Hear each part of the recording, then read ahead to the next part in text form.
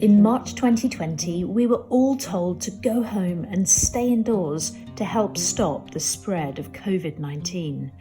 Easier said than done for the many people sleeping rough on our streets.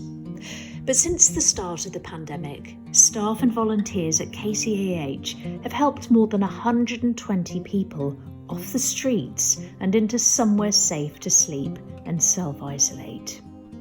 We cared for many of them in the local hotel with a lot of help from the local community. They got a hot meal every day and essential supplies. Without this, many people would have been stuck outside with no support.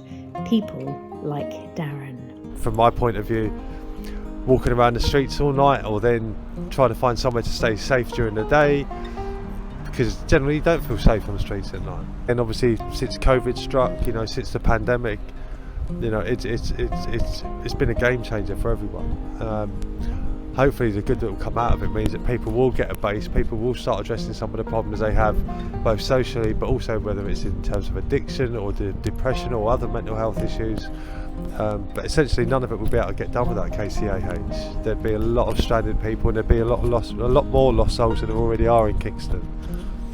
Now we are working towards making sure people don't return to the streets and they get a permanent place to stay.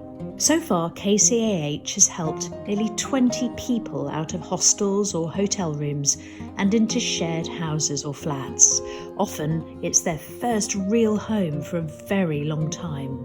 Soon we'll be opening a residential recovery centre for people who've experienced homelessness and are struggling with drug and alcohol-related issues. They'll receive expert support while living in a caring community. They'll also be encouraged to explore their strengths and interests to help rebuild their self-confidence. This is an important step towards living an independent and meaningful life with the stability to hold down housing and work. But vital funds are desperately needed to help make all of this happen. Together, we can help people in housing crisis to get the support they need to stay in for good, not just during the pandemic.